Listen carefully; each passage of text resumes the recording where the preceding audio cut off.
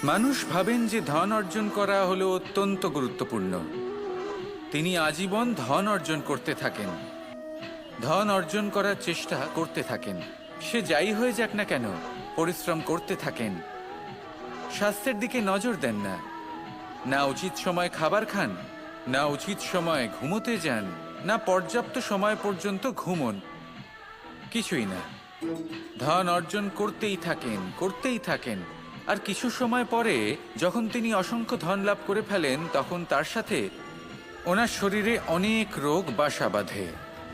এইসব রোগের উপচার করতে করতে সেই সমস্ত ধন যা উনি অর্জন করেছেন তা তিনি ব্যয় করে ফেলেন। শেষ পর্যন্ত কি হয়?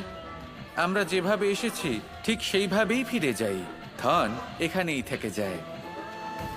দেখুন, একটা অত্যন্ত গুরুত্বপূর্ণ কথা রয়েছে যে আপনার বোঝা উচিত।